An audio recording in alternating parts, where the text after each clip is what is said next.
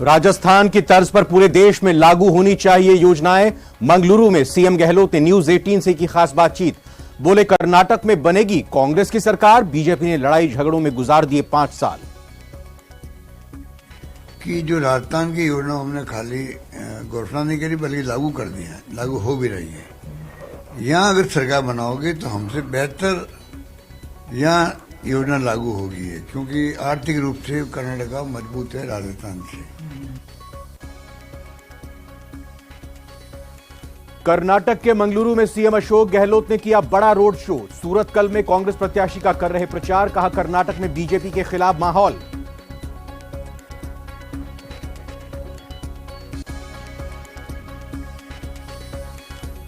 बजरंग दल पर बैन लगाने की बात को लेकर सियासी माहौल गर्म। कर्नाटक में कांग्रेस ने घोषणा पत्र में किया वादा। बीजेपी बोली ना बनेगी सरकार, ना पूरे होंगे मंसूबे।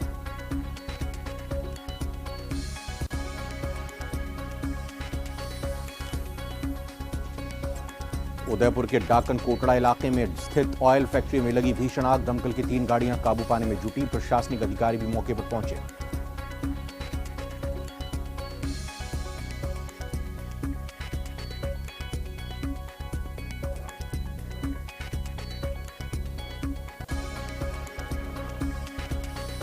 भीलवाड़ा और चाकसू में भीषण सड़क हादसों में 7 लोगों की मौत। भीलवाड़ा के शाहपुरा में बस ने 3 लोगों को रौंदा। चाकसू में शिवदासपुरा में कार पलटने से 4 की मौत।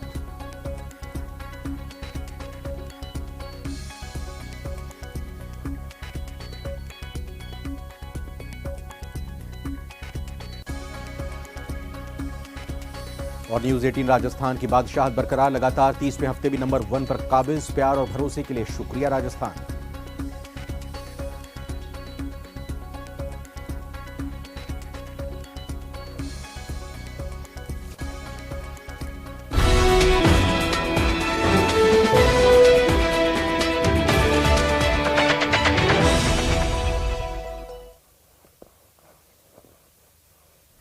नमस्कार, बहुत बहुत स्वागत है आप सभी का प्राइम डिबेट में। मैं रविंद्र सिंह आपके साथ। और आज चर्चा बड़े सवाल पर, जो सवाल है बजरंग दल पर चुनावी दंगल का। जी हां, बजरंग दल पर चुनावी दंगल का, क्योंकि आज कांग्रेस ने कर्नाटक विधानसभा चुनाव के लिए अपना घोषणा पत्र जारी कर दिया, जिसमें तमाम वादों के अलावा बजरंग दल और पीएफआई जैसे और नफरती संगठनों पर बैन की इसमें बात कही गई है।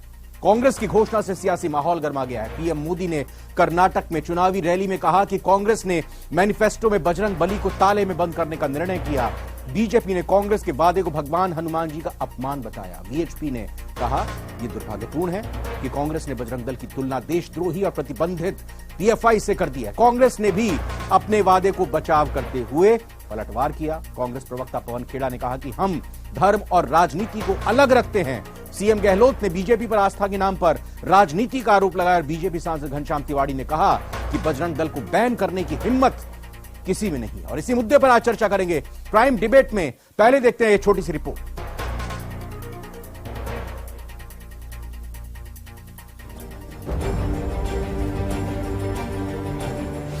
कर्नाटक का रण, बजरंग दल पर सियासत गर्म।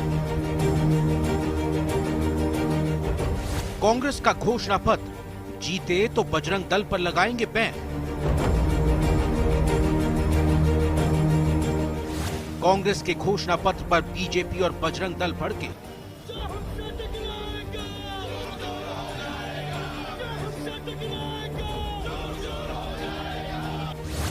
बीजेपी ने कहा कांग्रेस ने भगवान हनुमान का अपमान किया। भूमि हनुमान जी का है, उस भूमि से बजरंग बली के अपमान में जिस प्रकार कांग्रेस पार्टी उतरी है, यह हम सबने देखा है। बजरंग दल को या किसी भी दल को बैन करने का किसी में हिम्मत नहीं है कि गैर कानूनी संगठन को बैन किया जा सकता है।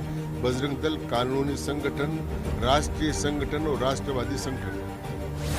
पीएम मोदी ने कहा कांग्रेस ने मैनिफेस्टो में बजरंग बली को ताले में बंद करने का निर्णय किया। हनुमान जी की पवित्र भूमि को प्रणाम करने के लिए आया है, उसी समय कांग्रेस पार्टी ने अपने मैनिफेस्टो में बजरंग बली को ताले में बंद करने का निर्णय किया है। सीएम गहलोत ने बीजेपी पर आस्था के नाम पर राजनीति का लगाया आरोप। बजरंग दल का नाम ले लिया, बजरंग बली की नाम लो, बजरंग बली तो सबके लिए है। इन्होंने जानबूझ के ये बजरंग बली के नाम का, राम के नाम का राजनीति कर दी। बजरंग दल पर बैन का वादा देगा सियासी फायदा।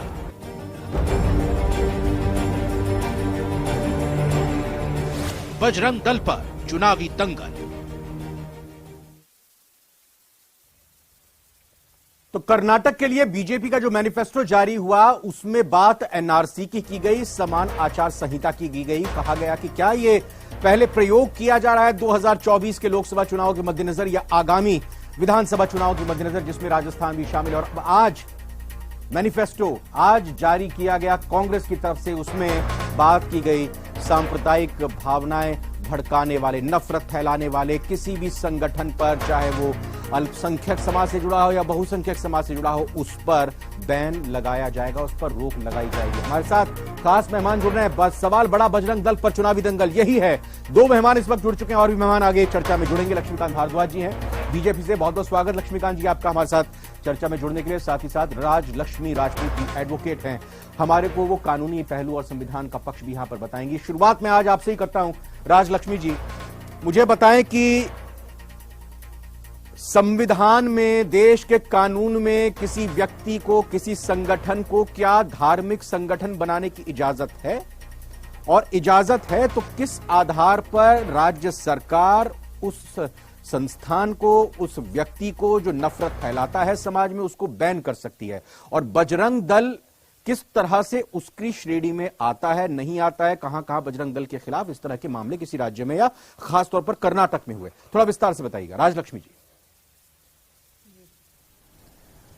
ये जो आपने क्वेश्चन किया है, इसके रिगार्डिंग मैं ये बताना चाहूंगी कि बजरंग दल के लिए स्पेसिफिक बात करने से पहले जो हमारे संविधान का जो कॉन्स्टिट्यूशन 26 है, उसमें स्पष्ट रूप से बताया गया है कि भाई किसी भी संस्थान को भारतीय संविधान 1950 के अनुच्छेद 26 क में प्रत्येक धार्मिक संप्रदाय संगठन के लोगों को धार्मिक एवं प्रयोजनों के लिए संस्थानों, संगठनों आदि की स्थापना और उनका पोषण प्राप्त करने का अधिकार है।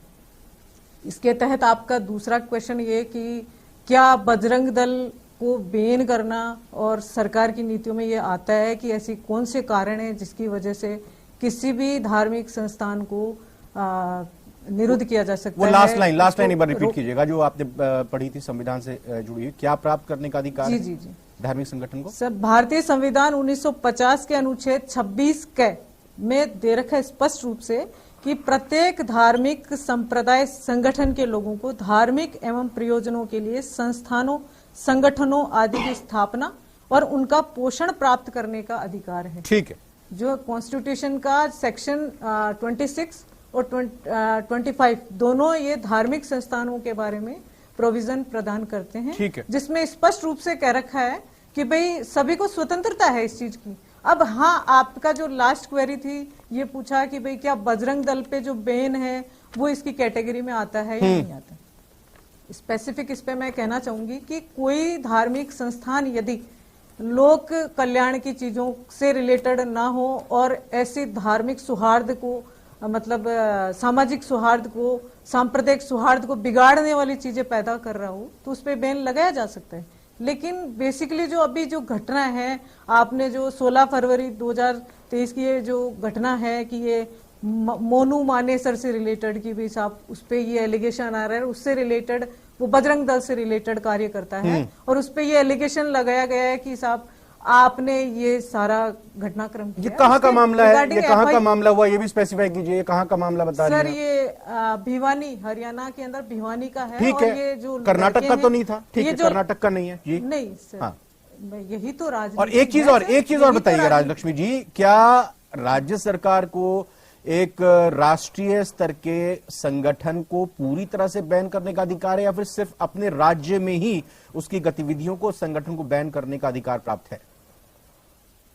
सर, मैं स्पष्ट रूप से कहना चाहूंगी, आपका ध्यान आकृष्ट करा के सभी लोगों का, कि ना तो राष्ट्रीय स्तर पर किसी छोटे से रीजन की वजह से बैन करने का राइट है, ना स्टेट लेवल पे बैन करने का अधिकार है। किसी एक असामाजिक तत्व की गतिविधि की वजह से आप किसी भी धार्मिक संस्थान को बदनाम करके, यदि उन्होंने कोई गो रक्षा के लिए कोई संस्थान खोल रखा है या वो उनका कोई धार्मिक ऐसा पवित्रता का संदेश वो पहुंचाते हैं, उसको लेकर के और आप एक राजनीतिकरण देकर के उसको अमली जामा पहना करके और आप उसका दुरुपयोग करके और बैन करने की बातें कर रहे हैं, या किसी कांग्रेस और बीजेपी की राजनीति करके और आप मतलब किसी एक तबके को फायदा पहुंचाने की राजनीति करते हैं, तो ये मैं समझती हूँ कि अच्छी राजनीति नहीं। पीएफआई को भी तो इसी तरह से बैन किया गया था, वो आतंकवादी घटनाओं में संलिप्त था, उसके जो कार्यकर्ता पकड़े गए थे वो देशद्रोही घटनाओं में संलिप्त थे, उस आधार पर पीएफआई को बैन किया गया। और यहां पर दोनों का ही नाम लिया गया कि पीएफआई हो चाहे बजरंग दल जैसे कोई भी संगठन धार्मिक आधार पर जो बने हो, समाज में नफरत फैलाते हो, उनको बैन किया जाएगा। जो अब आपसे बातचीत हुई, विस्तार से जाना समझा, संविधान का भी पक्ष लिया और जो हाल फिलहाल की घटना है उनको भी जाना। अब मैं बीजेपी का पक्ष लूंगा, लक्ष्मीकांत भारद्वाज जी मेरे साथ जुड़े हैं, लेकिन कांग्रेस के भी हमारे साथ मेहमान जुड़ चुके हैं, तो पहले मैं उन्हीं से जान लेता हूं कि भाई अनूप सिंह जी, आपका स्वागत है, थोड़ा चर्चा में आप देर से जुड़े हैं। ये बताएं कि आज जब आपका मैनिफेस्टो जारी हुआ, उसके बाद प्रधानमंत्री नरेंद्र मोदी की तरफ से चुनावी मैदान में शंखनाद करते हुए कहा गया कि जिन्होंने पहले प्रभु राम को ताले में बंद रखा, अब वही लोग जय बजरंगबली का नारा देने वालों को संकल्प ले रही है ताले में बंद करने का। 10 तारीख को चुनाव है, 8 तारीख तक चुनाव प्रचार होगा, आपको 8 तारीख तक इस सवाल का जवाब देना होगा, और उसके बाद जब चुनाव हो जाएंगे तो बाकी जगह जहां चुनाव होंगे हो सकता है वहां पर भी सवाल का जवाब आपको देना हो। कहां फंस गए ये?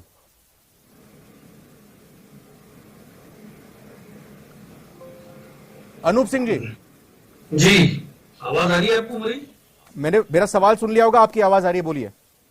हाँ, मैंने आपका सवाल सुन लिया है। इस तरह की कांग्रेस की कोई भावना नहीं है कि कांग्रेस ने स्पष्ट रूप से कहा है जो समाज में नफरत फैलाते हैं, ये सिर्फ कांग्रेस पार्टी ने नहीं कहा। आपको ध्यान हो तो कुछ समय पूर्व सुप्रीम कोर्ट तक ने सरकार को इस बात के लिए चेतावनी दी कि जो समाज में नफरत फैलाने वाले हैं, हेट स्पीच करने वाले लोग हैं, संगठन हैं, उनके खिलाफ प्रसंज्ञान लें, उनके खिलाफ। मैं अब आपको रोकूंगा अनूप सिंह ठाकुर जी, आपके जवाब के बीच में। सुप्रीम कोर्ट का आप उल्लेख कर रहे हैं, सुप्रीम कोर्ट ने क्या बजरंग दल का नाम लिया? सुप्रीम कोर्ट ने क्या किसी संगठन का नाम लिया? बहुत अच्छी बात है, आपने इसका उल्लेख किया कि नफरत फैलाने वाले बहुसंख्यक हों, अल्पसंख्यक हों, सामाजिक जो धार्मिक आधार पर संगठन बनाए जाते हैं, नफरत फैलाते हैं, उनको हम रोकेंगे, उनकी गतिविधियों को बैन करेंगे और संगठन को बैन करेंगे। बड़ी अच्छी बात है, लेकिन ये बजरंग दल का नाम लेने का या पीएफआई का नाम ले, पीएफआई तो 5 साल के लिए बैन है, पीएफआई तो 5 साल के लिए बैन है, ये नाम लेने की जरूरत क्यों पड़ी? अब आप जवाब दीजिए। मैं आपको यही बताना चाह रहा हूँ, नितांत दुर्भाग्यपूर्ण बात है कि भगवान बजरंगबली जो हमारे आस्था है, हमारे प्रभु हैं, उनका संबंध किसी दल से जोड़ा जा रहा है। वो भगवान है, उनका किसी दल से संबंध जोड़ना और देश के प्रधानमंत्री उनकी तुलना राजनीति के लिए किसी संगठन से और दल से करते हैं। मेरे को मेरा जवाब चाहिए जो मैंने सवाल किया आपसे। मेरे को ये बताइए कि आपने अगर मैनिफेस्टो में ये कहा कि हम अमुक संगठन पर बैन लगाएंगे, लेकिन आप उनकी इन गतिविधियों को लेकर आपको उसका नाम लेने की जरूरत क्यों पड़ी? और आपने सुप्रीम कोर्ट का उल्लेख किया, क्या सुप्रीम कोर्ट ने बताया था कि ऐसे संगठनों को आप बैन कर दीजिए?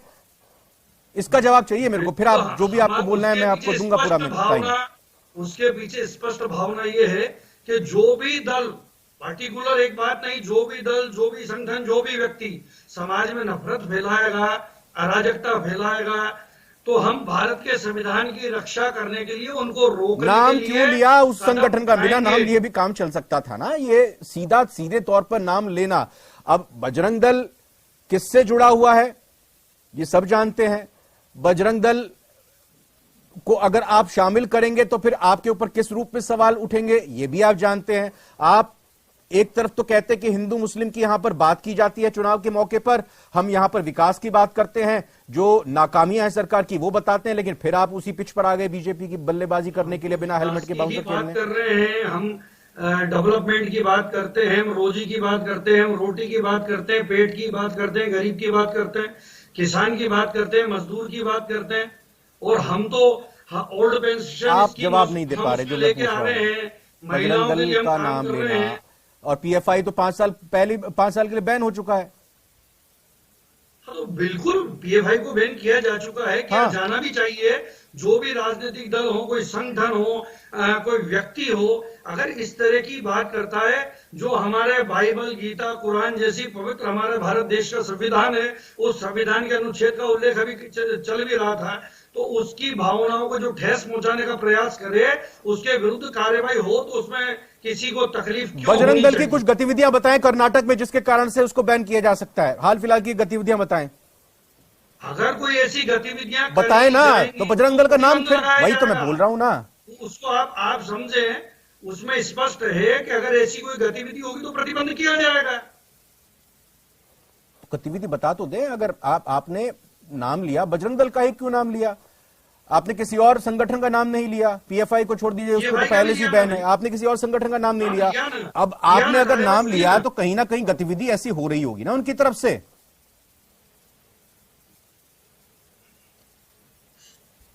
बता दीजिए 2-3 क्या कुछ उनके कार्यकलाप है। उसके पीछे कांग्रेस की स्पष्ट भावना है। हम एक ही विषय पे आकर रुक गए हैं और उसका संबंध तो भगवान से जोड़ा जा रहा है। भगवान से उस संगठन का, उस दल का कोई लेना देना नहीं है। इससे तकलीफ वाली कोई बात नहीं हो सकती कि एक दल से भगवान का सीधा संबंध जोड़ दिया जाए। उनके प्रति हमारी भी आस्था है भगवान में। बिल्कुल सही बात है। मंगलवार का दिन है, हनुमान जी का दिन है। आप भी अपनी आस्था की बात करें। लक्ष्मीकांत भारद्वाज जी, अगर सामाजिक समान नागरिक संहिता की आप बात करते हैं, आप एनआरसी की बात करते हैं, आप पुलिस की एक अलग विंग खोलेंगे कर्नाटक में जो धार्मिक उन्माद फैलाने की लगातार जांच करेगी, तो फिर अगर यहां पर नफरत फैलाने वाले धार्मिक संगठनों पर रोक लगाने की बात की जा रही है, उसमें बजरंग दल का, पीएफआई का नाम लिया जा रहा है, आपको क्या दिक्कत हो रही है? पेट में दर्द क्यों हो रहा है? दो चीजों की तुलना नहीं हो सकती। आप ये समझिए, एक देश के दो नागरिकों को समान अधिकार देना या किसी अराजक तत्वों के खिलाफ कार्रवाई करना और एक ऐसे संगठन के खिलाफ बात करना या उस संगठन की तुलना ऐसे संगठन से करना कि जो आतंकवादी संगठन है, उन दोनों की तुलना कभी हो नहीं सकती है। समान आचार संहिता ये कोई ऐसा काम नहीं कि किसी एक के लिए हो रहा, वो समान नागरिक संहिता पूरे देश के लिए लागू हो रही है, पूरे समान नागरिकों के लिए लागू हो रही है। अब आप मुझे बात बताइए कि ये जो कांग्रेस पार्टी है, ये कर्नाटक में तो सरकार बनाएंगे, ये इनके सपने में है। राजस्थान में इनकी सरकार चल रही है, तो राजस्थान में सरकार चलते हुए जो ये कारनामे इन्होंने यहां पर किए हैं, उसकी वानगी आपके सामने है। मैं 20 दिन पहले की आपको घटना बता रहा हूं। यहां पर कांग्रेस पार्टी के नेता जो सरकार में राज्य मंत्री का दर्जा प्राप्त है चित्तौड़गढ़ में, चतराराम देशबंधु, भगवान श्री राम के ऊपर जो घटिया टिप्पणी उन्होंने की है, उनके खिलाफ तो कार्रवाई करके दिखा दे। वो मतलूब 1.5 साल से फरार है करौली दंगों का अभियुक्त, उसके खिलाफ कार्रवाई करके तो दिखा दे। जो 20 दंगों के अभियुक्त है राजस्थान में, उनके खिलाफ कार्रवाई करके तो दिखा दे। कोटा में ये कांग्रेस पार्टी पीएफआई को, प्रतिबंधित संगठन को रैली निकालने की इजाजत देती है और भगवान श्री राम के अनन्य भक्त बजरंगबली के नाम पर जो संगठन इस देश में चल रहा है, जो देशभक्त संगठन है, उसको बैन करने की बात करती है। मैं फिर आपको कह रहा हूं, कर्नाटक में तो इनकी सरकार सपने में है, राजस्थान में तो इनकी सरकार है। लो, मैं कह रहा हूं आपके चैनल के ऊपर लाखों लोगों के साक्ष्य में, मैं हूं बजरंगी, मेरे पे कार्रवाई करके दिखाए। मैं हूं बजरंगी, मुझ पर कार्रवाई करके दिखाए। आपकी सरकार है राजस्थान में, आप मिट जाओगे, आप खत्म हो जाओगे। आप जिस तरीके से भगवान राम का अपमान करते हो, जिस तरीके से बजरंगबली का अपमान करते हो, मैं आपसे नहीं बोला। किसान को रोजगार नहीं बोला, डरपोक किसी का कोई लाभ हुआ उनके योजनाओं लोग होते हैं वो बीच में बोलते हैं। जो डरपोक लोग होते हैं, जो डरपोक लोग होते हैं ना, वो बीच में बोलते हैं। आप सुनिए, आप राजस्थान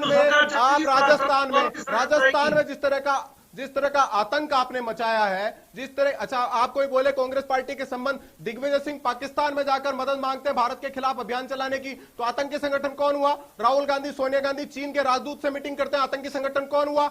आप मुझे बताइए कि इस देश में जो देशभक्ति की बात करेगा, जो इस देश के सनातन धर्म की रक्षा की बात करेगा, ये देशभक्ति की बात है, सनातन धर्म की बात है, कांग्रेस जो की आप लोग हैसियत करते इतनी, हो, मुद्दे से भटकाने का काम करते हो, कर्मों के कारण जब भी चुनाव आता है, फिर कह रहा हूं, मूल मैं मुद्दों से आपको फिर भटकाने कह के रहा लिए हूं, इस तरह की बात करना बजरंग प्रारंभ कर देते हैं। दल को बैन करने की बात 2014 से लेकर बजरंग दल को बैन करने की बात किसने की? पीएफआई केंद्र जैसे सरकार के आतंकवादी मुहावरों पे संगठन चर्चा से होनी चाहिए भगवान कि श्री केंद्र राम के सरकार ने अनन्य इस भक्त देश की जनता को बजरंग क्या बली दिया? के नाम के साथ पूर्ण बहुमत मिलने के बाद किसने की भी बजरंगबली के एक मिनट, आप दोनों जरा शांत हो जाए, शांत हो जाए, एक मिनट जरा शांत हो जाए, प्लीज एक मिनट शांत हो जाए। अनूप जी शांत हो जाए, भारद्वाज साहब आप भी जरा शांत हो जाए। उसका जवाब देने ठीक है, की ठीक है, जगह ठीक है, थोड़ा आप रेस्ट हमारे लीजिए, थोड़ा ऊपर रेस्ट लीजिए चिल्लाएं। लक्ष्मीकांत जी, थोड़ा रेस्ट लीजिए, एक मिनट। मैं अनूप सिंह कहना जी, चाहता एक हूं- सवाल मैं जब तो इनके जवाब बीच में देंगे नहीं ना। बोला।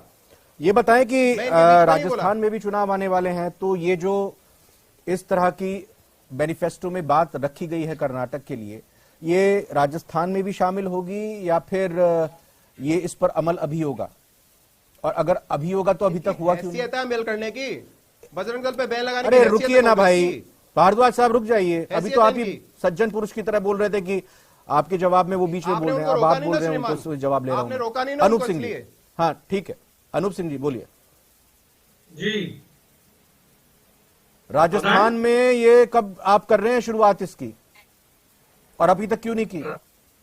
जी राजस्थान में अभी तक इसकी शुरुआत क्यों नहीं की, जो धार्मिक उन्माद या नफरत फैलाने वाले समाज में अल्पसंख्यक या बहुसंख्यक समुदाय से जुड़े हुए संगठन पर रोक लगाने की आपने क्यों शुरुआत नहीं की, बजरंग दल पर, और कार्रवाई क्यों नहीं की ऐसे संगठनों पर? अनूप सिंह ठाकुर जी। सिर्फ मैं ये कहना चाहता हूं आपसे कि ये बात कांग्रेस की भावना जो है सिर्फ एक स्टेट के लिए, एक जिले के लिए, एक व्यक्ति के लिए, एक संगठन के लिए, एक दल के लिए नहीं है। हमने जो बात की और कांग्रेस की जो भावना है वो है, उसी परिप्रेक्ष्य में मैंने सुप्रीम कोर्ट का भी आपको हवाला दिया था कि लोकतंत्र में अगर सुप्रीम कोर्ट को न्याय के उस मंदिर को भी इस तरह की चेतावनी देनी पड़ जाए तो इससे बड़ी दुर्भाग्यपूर्ण अरे बात अनूप नहीं जी, होगी। आपसे सवाल कुछ और पूछते हैं, आप कहीं घुमाने लगते हैं। मैं मैं आप उस सवाल सीधा का सवाल जवाब पूछा, आप दे रहा हूं, राजस्थान में सवाल क्यों नहीं के कर रहे? वही यहाँ पे आपके बराबर जवाब बैठे हुए भारद्वाज जी चुनौती दे रहे हैं, आप उसका भी जवाब नहीं दे रहे हैं। कम से कम जो सवाल मैं पूछा जा रहा है, उसी आप ठीक है, जो सवाल के बोलना है आप वो परिप्रेक्ष्य में बोलिएगा, लेकिन जवाब कम से दे कम मेरे रहा सवाल का तो जवाब जो दीजिए ना भी पहले। संगठन हो, धार्मिक उन्माद फैलाए, समाज में नफरत फैलाए, उनके विरुद्ध कार्रवाई हो। क्यों नहीं की अभी तक? अगर आप वहां पर राजस्थान की सारी योजनाओं की बात कर्नाटक में कर रहे हैं, तो कांग्रेस की तरफ से अगर कोई मैनिफेस्टो में चीज लाई गई है, अभी तक नहीं लाई गई, अच्छी बात है, तो अब ये बता दीजिए ना कि आगे मैनिफेस्टो में इस तरह की चीज आएंगी या फिर अभी इस पर अमल होगा? 2014 में पूर्ण बहुमत देश में मिलने के बाद भी आज दिन तक हम उन मुद्दों पर मेरे बीजेपी के साथी चर्चा नहीं कर पाएंगे। 2014 से और आज तक जो फैसले हुए, नोटबंदी के हुए हैं, जीएसटी के हुए हैं। अनूप सिंह जी, जो आज सवाल उठा है, देखिए रोज चर्चा हर मुद्दे पर अलग अलग जो बड़ा मुद्दा होता है उस पर होती है। अब आज जब आपका मैनिफेस्टो कर्नाटक में जारी हुआ तो पूरे देश में उसको लेकर चर्चा हो रही है, और उस पर चर्चा होगी तो सवाल आपसे पूछे जाएंगे और जवाब आपको भी देना पड़ेगा। विक्रम सिंह साहब है, महासंयोजक बजरंग दल के, हमारे साथ फोन लाइन पर जुड़े हैं। विक्रम जी, आपका बहुत बहुत स्वागत है। बताएं, ये जो जारी हुआ है मैनिफेस्टो कांग्रेस का, इसको लेकर बजरंग दल की तरफ से आपकी क्या प्रतिक्रिया है? सर देखिए, पहली चीज तो ये है कि ये जो कांग्रेस सरकार है या जिन प्रदेशों में कांग्रेस बची है, वहाँ ये इस तरह से बजरंग दल के नाम से उन्माद जो फैलाया जा रहा है, सबसे पहले बजरंग दल को समझिए तो सही वो करता क्या है। 1984 से लेकर अब तक बजरंग दल ने समाज में राष्ट्र हित में जितने कार्य किए, उन कार्यों पे कभी किसी की नजर नहीं गई। और पीएफआई से बजरंग दल की तुलना करना ये तो सर कतई गलत है। बजरंग दल ने सदैव राष्ट्र और सेवा के कार्य में अग्रिम पंक्ति में कार्य किया है, और अगर इसी तरह चलता रहा तो बजरंग दल अखिल भारतीय स्तर पर इसका विरोध दर्ज कराएगा। आप ये जो फैसला लिया गया है, क्या आपको लगता है ये चुनाव के कारण इस तरह से बेवजह लिया गया है? देखिए, ये बात सही है कि अगर कोई भी इस देश में सांप्रदायिकता, नफरत फैलाएगा, वो कोई भी संगठन हो, कोई भी व्यक्ति हो, वो कानून और संविधान के नजरिए से बचेगा नहीं। लेकिन इस तरह से जो मैनिफेस्टो में अब ये बात की गई और आपके दल का, आपके संगठन का नाम लिया गया, क्या इसको आपको लगता है कि ये सियासत की वजह से हुआ है? बिल्कुल सर, ये एक राजनीतिक प्रोपेगेंडा है जिसके तहत बजरंग दल का नाम और बजरंग दल के कार्यों को दरकिनार करके इसका नाम घसीटा जा रहा है, जबकि बजरंग दल के काम को देखना चाहिए। बजरंग दल ने आज तक जितने कार्य किए, उन कार्य को प्राथमिकता देनी चाहिए। आपको आप एक जानकारी दीजिए विक्रम सिंह जी, क्या बजरंग दल से जुड़ा हुआ कोई कार्यकर्ता, कोई पदाधिकारी कर्नाटक में किसी घटना में पिछले कुछ सालों में उसका नाम आया है सामने? नहीं, बिल्कुल नहीं आया। राजस्थान में आया है? आपके साथ में अभी कांग्रेस के जो साथी, आप उनसे पूछे कि कोई ऐसी कोई घटना, कोई दुर्घटना, वो तो बता ही नहीं, मैंने पूछा उनसे। आप बताइए ना, आप राजस्थान में बताइए। नहीं, कोई घटना ऐसी नहीं है। अगर आप बजरंग दल का इतिहास उठा के देखेंगे तो जब से बजरंग दल का निर्माण हुआ, जब से बजरंग दल बना है, आपको हजारों कार्य ऐसे हैं जो मैं गिना सकता हूं जो सेवा के कार्य में है, वो चाहे प्रकृति आपदा हो, चाहे राजलक्ष्मी, ठीक है, बहुत बहुत धन्यवाद आपका। राजलक्ष्मी जी से एक सवाल मैं कर लेता हूं। राजलक्ष्मी जी, एक बार फिर से मैं जो शुरुआत हुई थी उसी पर आपसे चाहूंगा, क्या कोई सरकार बिना किसी ठोस घटना के, बिना किसी ठोस कारण और वजह के किसी व्यक्ति या किसी संगठन पर रोक लगा सकती है? और रोक लगा सकती है तो क्या वो स्टैंड कर पाएगा अगर उसको अपील किया जाए माननीय अदालत में? मैं किसी संगठन का नाम नहीं ले रहा हूं।